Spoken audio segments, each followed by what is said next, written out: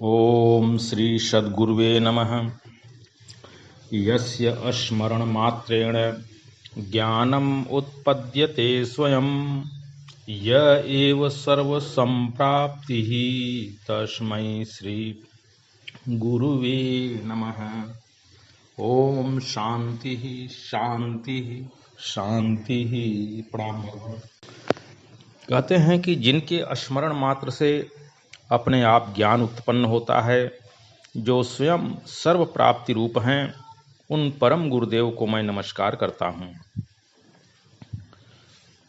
भगवान आज आनंद रस रत्नाकर में स्वामी जी ने बहुत ही एक अच्छा प्रसंग उद्धृत किया है।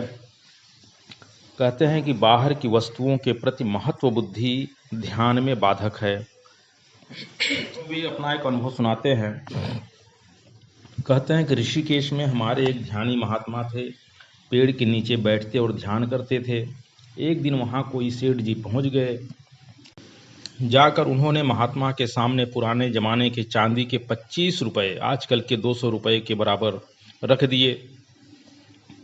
तो महात्मा जी ने कहा कि बाबा, हम मांग कर खा लेते हैं, पेड़ के नीचे सो जाते हैं, रुपए लेकर क्या करेंगे? तो सेठ जी ने कहा, नहीं महाराज, अब तो हमारी जेब से निकल गया है, आप किसी को भी दे देना, जो मौज हो सो करना। तो अब सेठ जी तो चले गए। जब साधु जी बैठे ध्यान करने तो सोचने लगे कि 25 रुपए का भंडारा कर दें तो एक दिन में ही खत्म हो जाएगा। अच्छा, कपड़े खरीद कर गरीब को बांट दें, 25 रुपए में तो 100 गज कपड़ा आ जाएगा। अब विचार आया, कपड़े भी लोग नंगा देख कर दे देते हैं। कोई बीमार होता है तो दवा नहीं मिलती, इसलिए दवा मंगा ले।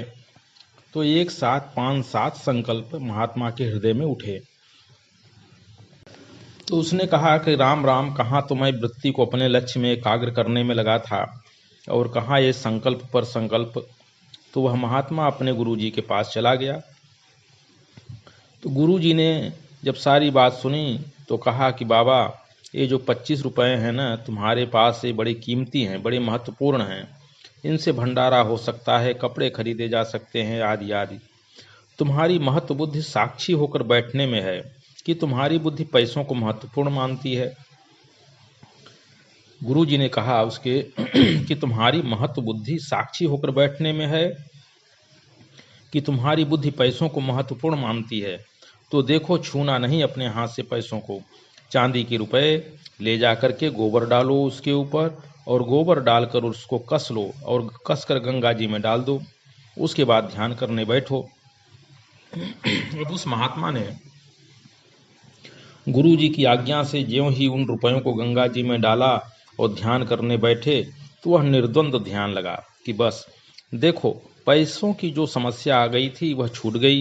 इतना ही नहीं, वह जो गुरु जी की आज्ञा का पालन किया, उससे अहम भाव का उदय नहीं हुआ।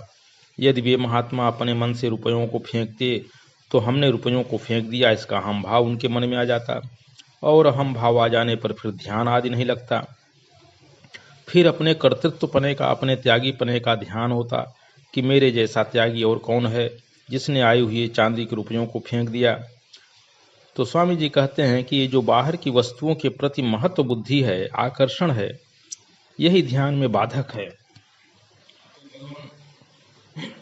यह कथा बताती है कि गुरु का सानिध्य, गुरु का गाइडेंस, गुरु का मार्ग निर्देशन बहुत ही आवश्यक है शिष्य के लिए।